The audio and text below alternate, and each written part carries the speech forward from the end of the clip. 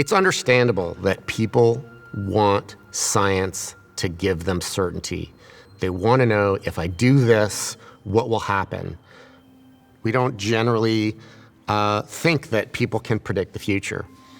But when we're told that the forecast is being made by this big, fancy technological device, it's tempting in a crisis to think that it's telling you what's going to happen, and to think that somehow choices that are guided by that are sort of virtuous and scientific and well-informed and, in some sense, morally neutral.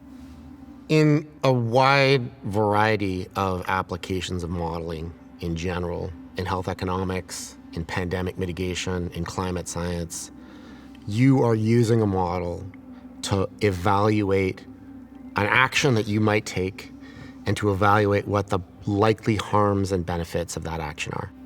And I think it's had a pretty profound influence. In fact, I think this is probably the episode in human history in which computer modeling has affected the course of human events more than ever before.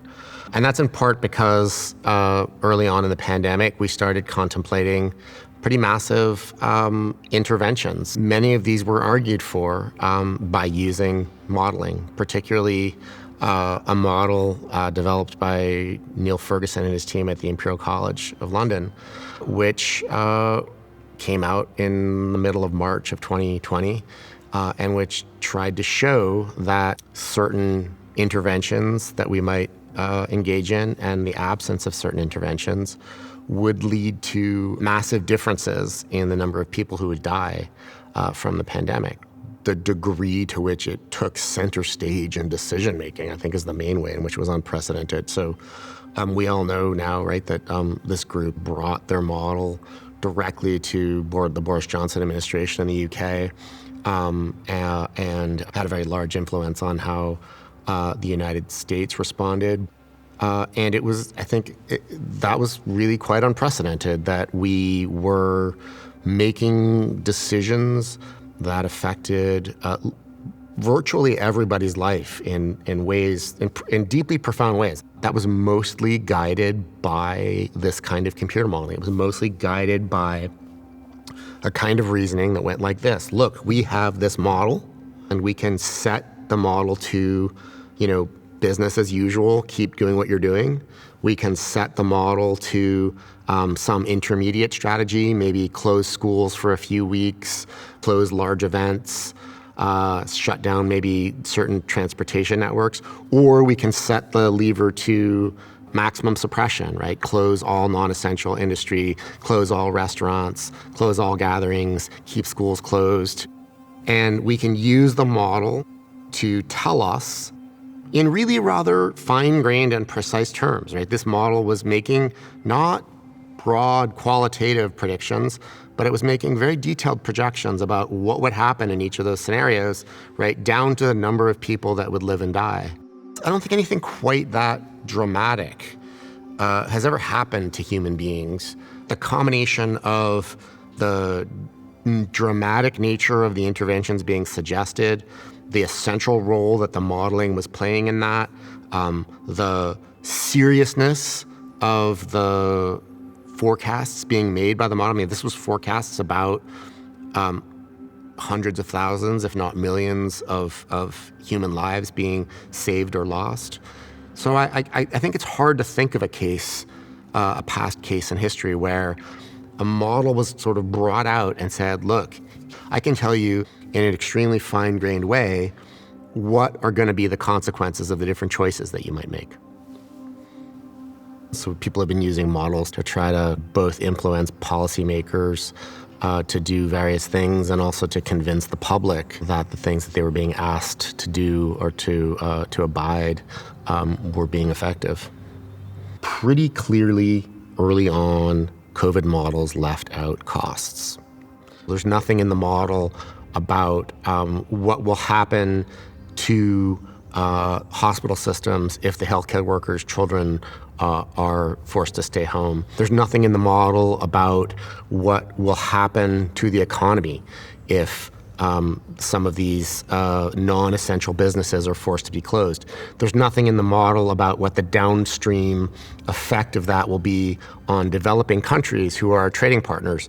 There's nothing in the model about what doing all of this will do to efforts to vaccinate children against preventable diseases. There's nothing in the model about what this will do to if you make people be socially isolated, what this will do to drug abuse, suicide. There's, of course, nothing in the models about those likely effects.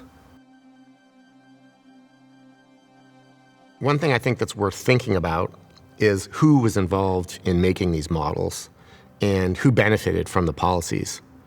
So it's tempting to be overly crude about this, I think, but it's also quite dramatic the extent to which the people who did best during the pandemic, how much they were like the people that built the models.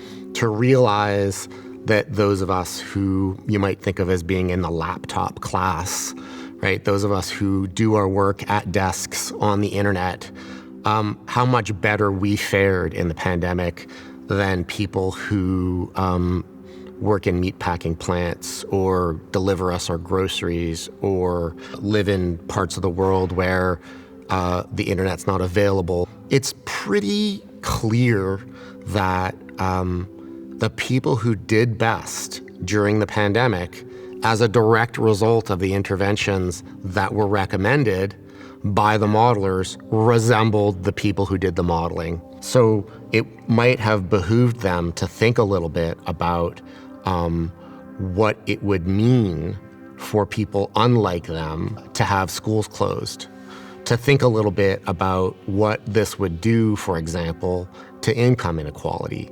It's not difficult, I think, to predict that if you close schools and you limit learning opportunities to children who come from families that are that have great facility with computers and the internet and who have the opportunity to stay home with their children, it's not hard to predict that those people will fare better than the people who, let's say, come from single-parent households that are racialized or whose parents keep the water running for the people in the laptop classes. It's not hard to predict that some of these interventions would exacerbate those kinds of inequalities. So it might have been more reflective for the people making those models to have thought a little bit more about how people impacted by those models would be different from them, and to then include in the models predictable results of the kinds of policies that they were recommending and how those results would impact people unlike them. We understand that the people who do modeling are going to come from a particular segment of society. That's unavoidable, right? I work in a meatpacking plant. I'm not the person who's going to come in and build your COVID model for you. But please, right, remember that we exist. And please be attentive to the fact that when you model the impacts of the interventions that you're suggesting, that you be a bit reflective about what are considerations that are going to matter to people who aren't like you.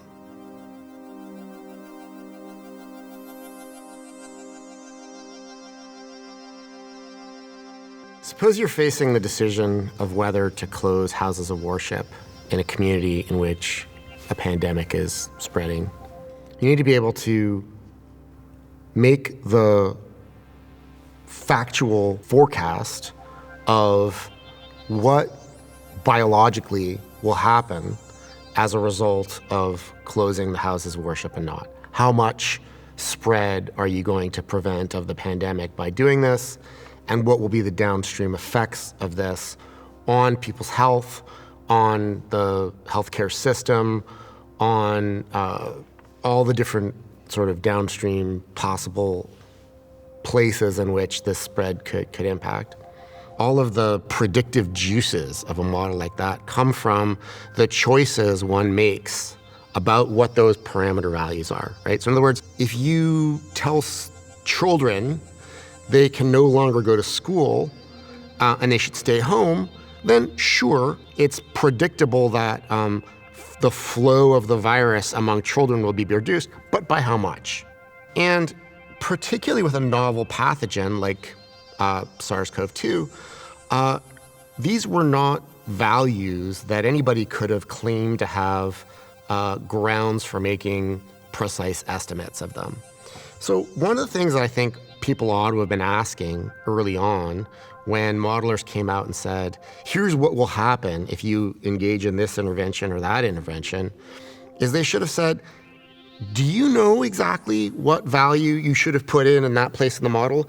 And did you, and this is the crucial point, right? I think, did you explore what happens in that model if you look at different possible values of that parameter, all of which might be equally reasonable? One thing we didn't know back in March of 2020, but we do know now, is that many of these models were very sensitive to those values in ways that weren't carefully explored. Now, was it reasonable to expect these modelers to have that all at their fingertips, 1 week into the pandemic when crisis decisions had to be made? Probably not.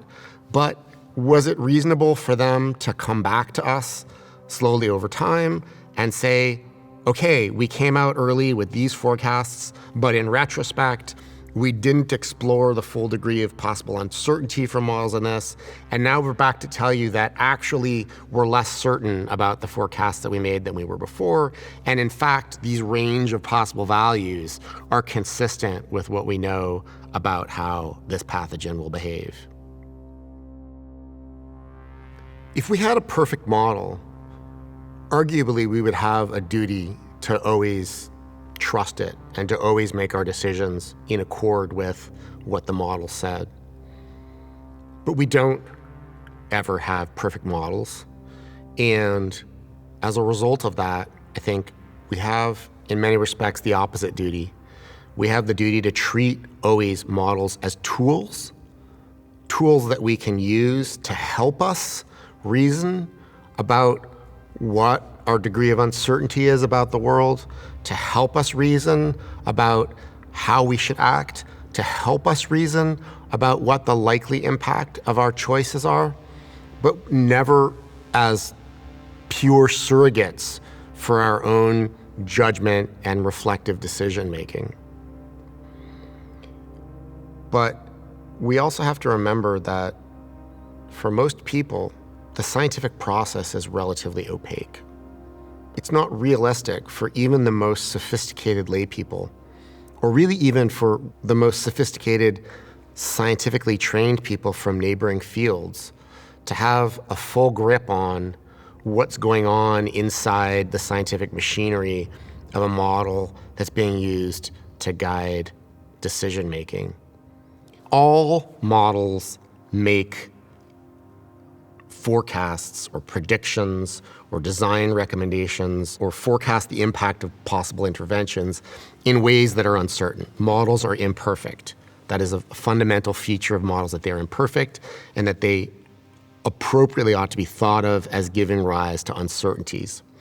Good modeling always involves some accounting of what a reasonable degree of uncertainty to have about a model output is.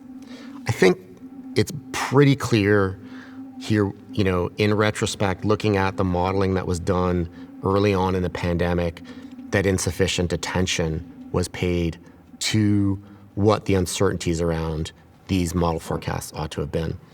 It's important to remember that models can't be morally neutral, because when you build a model, you're confronted with two kinds of choices. You're confronted with, first of all, choosing what's going to go into the model. So you're choosing what to represent, and you're choosing how to represent it. And different choices about how to represent it will inevitably, produce forecasts that are going to look a little bit more optimistic or a little bit less optimistic. And the more optimistic it is, right, the more weighted it is towards a certain moral framework than another, and vice versa.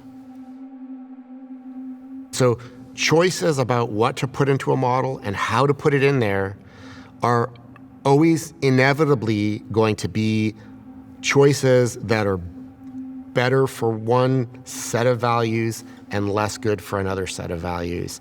And being attentive to that, I think, is an essential feature of being a good modeler if what you're doing is building models for public decision making.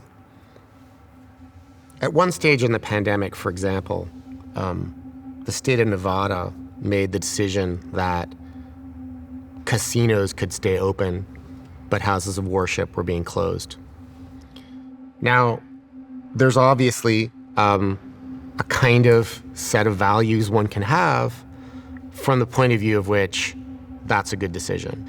And so a decision-making process that is skewed towards keeping casinos open, closing houses of worship, might accord with my values better than someone else who thinks being able to go to their house of worship on the relevant day of the week is the most important thing in their life.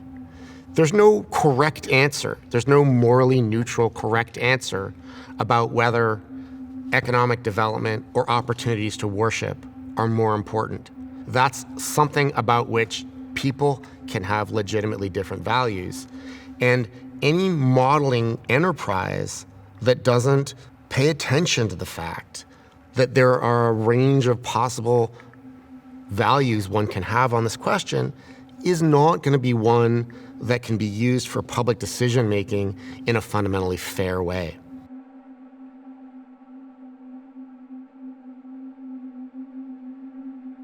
COVID modeling has been the most morally and socially significant modeling in the history of human modeling. We have made decisions based on COVID models that have impacted lives all over the planet in unprecedented ways. It's not unreasonable for the people who don't resemble the modelers to want to stand up and remind the modelers, hey, I'm out here. My interests matter as much as yours.